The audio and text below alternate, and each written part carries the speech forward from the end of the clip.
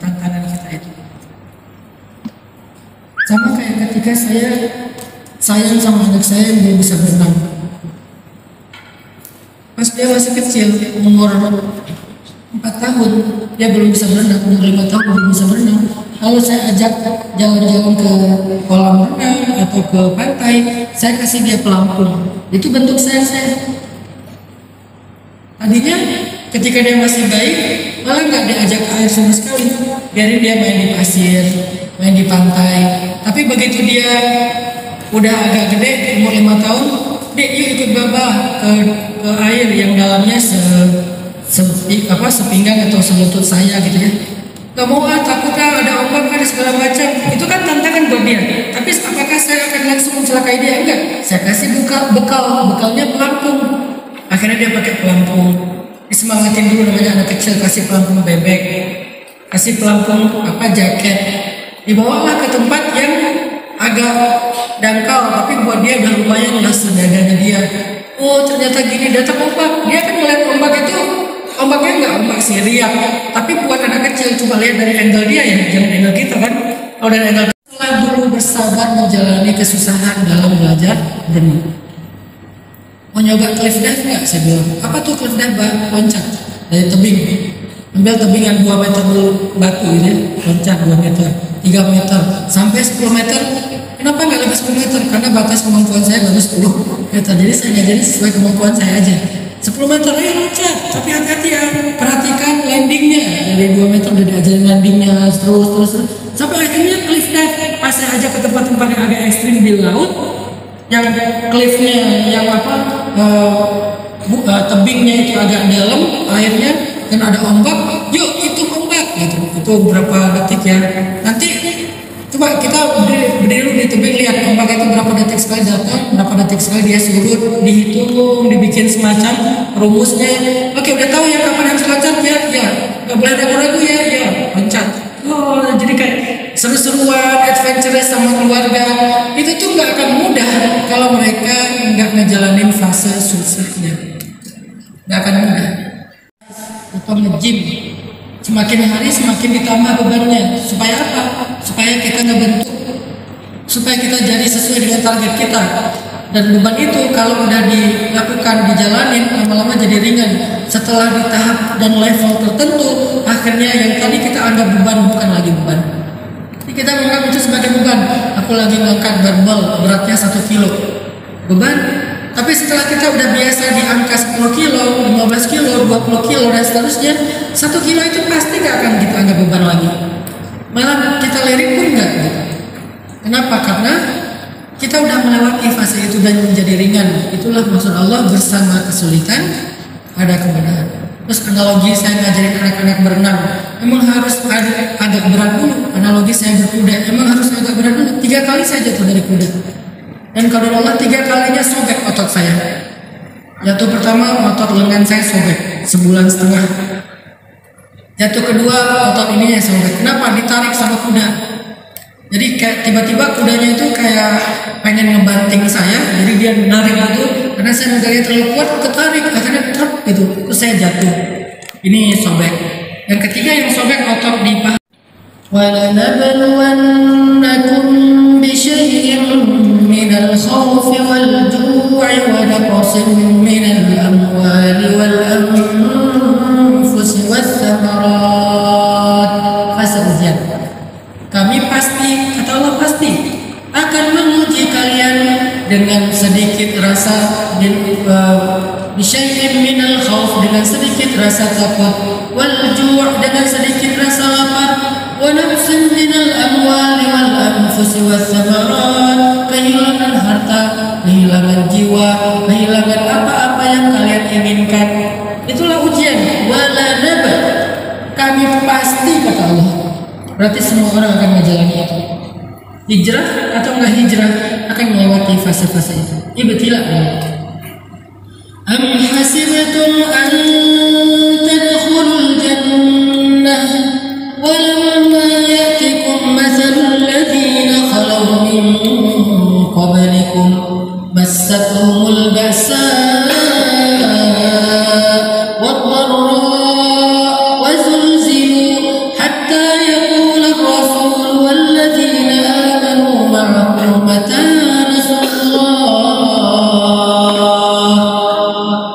Apakah kalian mengira akan bisa masuk surga padahal kalian belum merasakan ujian yang dirasakan oleh orang sebelum kalian? Mereka diuji dengan fisiknya, sakit, disiksa.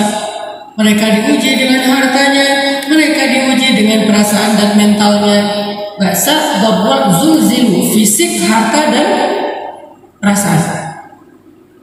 Sampai Nabi dan orang beriman bertanya, mata Nasrullah, kapan datangnya pertolongan Allah? Itu fase ujian. Ahasiban nasu an yutraku an yaqulu amanna wa hum la yuftanun. Apakah manusia mengira akan dibiarkan saja mengatakan beriman sementara mereka tidak diuji? Walaqad fatanna alladhina min qablihim fala ya'lamanna Allahu alladhina sadaqu wa la ya'lamanna al-kadhibin. Padahal kami sudah menguji orang sebelum mereka. Artinya fase ujian ini sunnatullah berlaku kepada siapapun, teman-teman. Apalagi orang beriman. Apalagi orang beriman. Kenapa kok harus orang beriman, Ustaz? Tadi orang beriman itu ngedaftar di JIM. Orang yang nggak beriman nggak ngedaftar di JIM. Terus yang di JIM merasa enak ya, dia bisa santai aja, nggak dikasih beban. Enak ya, dia bisa jalan-jalan. Tapi kan dia akhirnya karena dia nggak ngedaftar di JIM jadi berperut. Karena nggak ngedaftar di JIM jadi obesitas. Karena nggak ngedaftar di JIM jadi gampang sakit. Hidupnya nggak baik-baik saja karena dia nggak ikut program. Banyak hidup kita penuh dengan keprihatinan dari dia. Jadinya kita kuat. Sedangkan mereka karena hidupnya udah terfasilitasi segala macam, apalagi New Zealand. Saya pernah ke New Zealand, hidupnya itu kayak bukan di dunia. Kayak di sini udah weekend, hampir di semua rumah mereka itu ada kayak camper van kan. Camper van-nya di belakang itu ada boat. Mereka masing-masing punya boat sendiri-sendiri, kayak bukan yacht tapi kayak boat gitu ya. Weekend mereka mancing sama keluarganya, camping. Tempat campingnya itu nggak kayak kita yang naik susah payah terus nggak bisa turun hilang gitu ya. Tempat camping mereka itu taman, indah, udah disediain tentang kayak apa bonfire, sehingga nggak perlu terlalu berjuang lah, survive lah untuk nyalain api unggun. Dan itu semuanya free, fasilitas dari pemerintah, sekolahnya free. Kita berjuang banget untuk sekolah. Mereka semuanya udah difasilitasi. Arab Saudi mau sekolah dibayarin sama kerajaannya. Jadi kalau dia pengen dapat gaji, caranya sekolah. Sehingga kalau dia sekolah, dia digaji sama negara atau sama kerajaan. Kita sekolah susah payah, utang sana utang sini sampai kena pinjol, luar biasa. Tapi akhirnya kita menjadi bangsa yang kuat, terutama di sosial media sebagai netizen. Kalau udah Indonesia bergerak, makanya Al-Baqarah, walana beluwannakum, surat Al-Baqarah ayat 155. Itu adalah fase ibtila. Di ayat yang sama, di akhir ayatnya ada fase tamkin, yaitu kalimat wabasyiris sabirin, sampaikan berita gembira kepada orang yang sabar. Jadi ayat itu menjelaskan dua fase sekaligus. Pertama fase ujian. وَلَنَبْلُوَنَّكُمْ بِشَيْءٍ مِّنَ الْخَوْفِ وَالْجُوعِ وَنَقْصٍ مِّنَ الْأَمْوَالِ وَالْأَنفُسِ وَالثَّمَرَاتِ. Itulah fase ibtila. Pasti kami uji. Lalu fase tamkinnya adalah wabasyiris sabirin, sampaikan berita gembira kepada orang yang bersabar. Itulah fase. Apa itu fase tamkin? Fase kemenangan, fase kemudahan, fase berita gembira yang membahagiakan, fase reward ataupun jaza. Itulah fase tamkin. Kalau dalam surat Al-Insyirah fase ibtila fa inna ma'al usri itu fase ibtila, sedangkan fase tamkin yusra. Inna ma'al usri ibtila yusra, tamkin. Dan itu terus terulang dalam kehidupan kita. Ada ibtila berarti ada tamkin, ada ibtila berarti ada tamkin. Gak mungkin ibtila doang, dan juga gak mungkin cuma ada tamkin tanpa ibtila.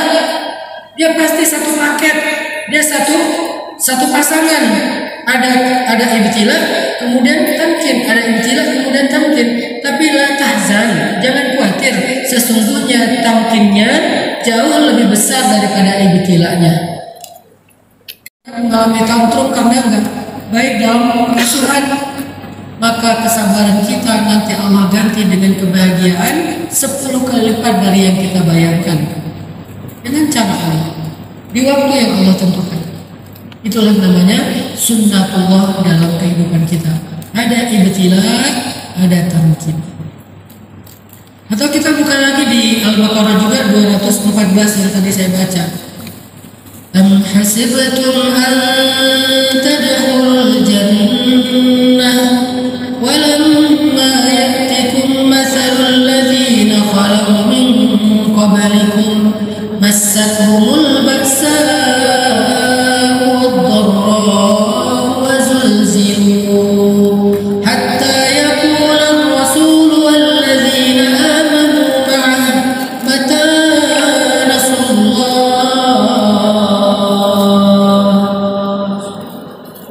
Apakah kalian mengira akan masuk surga sementara kalian belum merasakan apa yang dirasakan orang sebelum kalian? Mereka diuji dengan baksa, ujian fisik, darra, ujian harta, zulzilu, ujian perasaan, sampai Nabi dan orang beriman bersamanya bertanya, kapan datangnya pertolongan Allah? Itulah fase ibtila.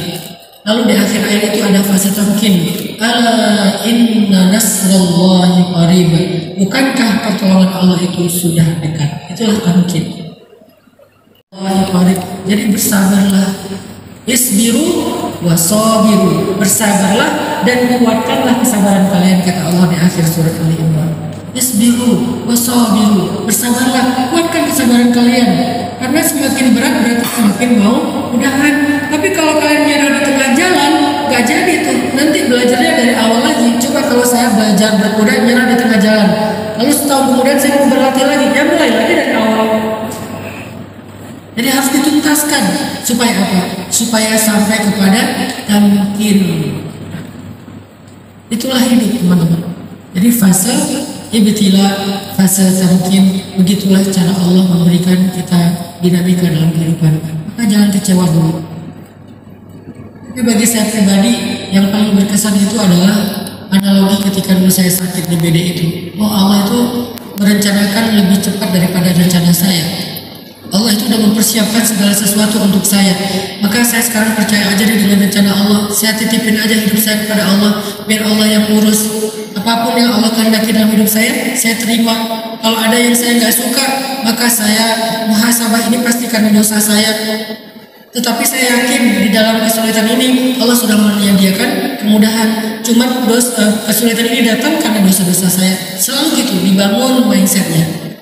Akhirnya kita nggak terlalu mudah kecewa sama Allah.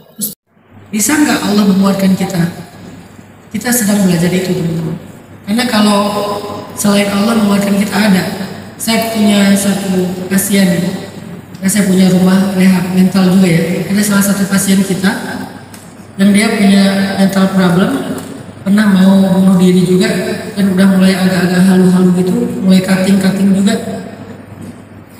Ketika di ini sama psikiater, ditanya-tanya gitu, di terapi sama psikiater, ditanya alasan kamu bertahan itu apa? Salah satu alasan dia bertahan itu, dia bilang alasan aku bertahan gak mau mati itu adalah PTS. Karena dia army sejati gitu. Alasan dia bertahan itu karena BTS. Saya pas dengar itu senyum-senyum aja, Masya Allah ya, luar biasa ya. Artinya manusia aja bisa bikin kita kuat gitu. Padahal dia sesuatu yang semu, yang gak absolut, yang sangat relatif. Kalau saya pribadi, Seringkali misalnya ya, ketika kita punya masalah, apa yang bisa bikin kita refresh, kuat dan segar lagi? Selain pastinya pasangan kita, ada anak. Makanya keluarga itu ketika dikasih anak itu sebetulnya Allah bukan ngasih beban, ngasih kekuatan. Banyak tuh saya dengar curhat, kenapa kamu bertahan sama suami? Anak, Ustaz. Kenapa kamu bertahan sama istri kamu yang kayak gitu? Anak, Ustaz. Saya pernah nanganin pasien istrinya bipolar. Istrinya tuh suami itu aja dijeduk-jedukin ke dinding sama istrinya. Kepala suaminya tuh, kalau istrinya lagi swing moodnya ke marah, itu kepala suaminya tuh dijeduk-jedukin ke dinding. Terus dikunci pintu rumah, nggak boleh masuk. Akhirnya tidur di teras. Terus dimarah-marahin, dimaki-maki. Tapi kalau lagi seneng romantis banget sama suaminya, namanya juga bipolar. Dia sebagai pasien sedang dalam penanganan psikiater. Gitu. Saya tanya, kenapa Mas kok bisa bertahan ya dengan ujian seberat ini? Anak, Ustaz. Saya nggak mau anak jadi korban ketika saya menyerah. Anak itu kekuatan bagi dia. Ada juga istri yang curhat sama pada saya, suaminya itu bukan bipolar, suaminya itu temperamen, suaminya itu nggak bertanggung jawab, suaminya itu kasar, suaminya apa segala macam. Kenapa Mbak bertahan? Anak, Ustaz. Pasangan, anak, teman, sahabat, orang tua, idola itu sering membuat kita kuat kan, bertahan. Dan semua mereka yang kita jadikan sebagai sumber kekuatan itu sebetulnya lemah. Tapi itu aja bisa menjadi sumber kekuatan.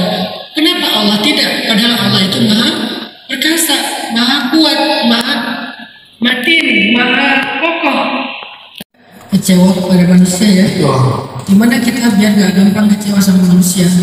Kecewa itu kan karena ada ekspektasi atau harapan kita yang gak tercapai. Makanya sewajarnya lah berharap kepada manusia. Siapapun sewajarnya aja. Jangan terlalu tinggi berharap kepada manusia yang membuat kita punya potensi untuk kecewa secara berlebihan. Nanti sewajarnya, jangan seutuhnya. Jangan seutuhnya. Harus ada plan B. Kalau dalam merencanakan, kalau dalam bab ini harus ada bagian lain yang disisakan bukan untuk dia, tapi untuk Allah. Sehingga ketika kita dikecewakan oleh dia, maka kita masih ada porsi atau bagian yang kita tidak akan dikecewakan karena kita berharap itu pada Allah. Jadi hati kita bagi. Walaupun idealnya sih harusnya semuanya untuk Allah kemudian bermanusia ya. Tapi ini kita bicara yang sederhana dan sesuai realitas kemampuan kita ya. Kalau mau berharap ke manusia, jangan berlebihan. Apa arti berlebihan? Seutuhnya. Kita kayak ngasih syarat gitu. Saya akan bahagia kalau dia begini. Saya akan bahagia kalau dia membalas WA saya. Saya akan bahagia kalau dia memperhatikan saya. Saya akan bahagia kalau dia serius sama saya. Saya akan bahagia kalau dia ngalah buat saya. Saya akan bahagia kalau dia menafkahi saya sekian. Saya akan bahagia dengan syarat dia. Seutuhnya. Sehingga ketika kita gak mendapatkan dari dia apa yang kita inginkan, kita akan kecewa. Maka coba kasih porsi, saya akan bahagia kalau dia memperhatikan saya. Tapi kalau enggak pun, maka perhatian Allah itulah yang terbaik buat saya. Coba doktrin, sugesti diri kita dengan kalimat itu dalam batin kita. Allah sebaik-baik, jadi katakanlah Allah sebaik-baik yang memperhatikan, Allah sebaik-baik yang merencanakan, Allah sebaik-baik yang memberi rezeki. Gak apa-apa kita ngomong ke manusia, saya bahagia kalau dia masih saya nafkah sekian, tapi Allah sebaik-baik memberi rezeki. Saya bahagia kalau dia memperhatikan saya, tapi Allah sebaik-baik memberi perhatian. Saya bahagia kalau dia cinta sama saya, tapi Allah sebaik-baik yang mencintai. Selalu ditutup dengan kalimat itu. Sehingga tanpa sadar, kita itu nggak akan kehilangan. Ketika kita nggak mendapatkan dari seseorang, kita mendapatkan dari zat yang pasti memberikan. Nggak mungkin nggak memberikan. Jadi kita nggak akan gampang putus asa. Jadi tutup kalimat dalam doktrin hati kita, saya bahagia kalau dia begini, tapi Allah sebaik-baik. Itu kalimat yang harus kita sering ulang-ulang. Kayak dengan pasangan, saya bahagia kalau dia pengertian sama saya. Tapi Allah sebaik-baik yang pengertian kepada hambanya. Tutup dengan itu. Jadi begitu kita sesekali nggak dapat pengertian pasangan, kita akan mencari yang kedua. Bukankah Allah yang paling baik dalam pengertiannya? Allah lebih mengerti saya. Alimun khabirun. Bukankah itu artinya Allah pengertian? Maha tahu dan maha teliti. Allah itu maha Raufun, gak tegaan, Maha Rahmanun, gampang kasihan. Berarti Allah sebaik-baik yang pengertian sama saya dibandingkan dia. Kita mencari dia, dapat kita masih punya escape-nya kepada sesuatu yang absolut, gak escape dengan putus asa. Masya Allah, luar biasa ya. Terima kasih jawabannya untuk terima kasih untuk para 3S. Sampai jumpa lagi di channel berikutnya.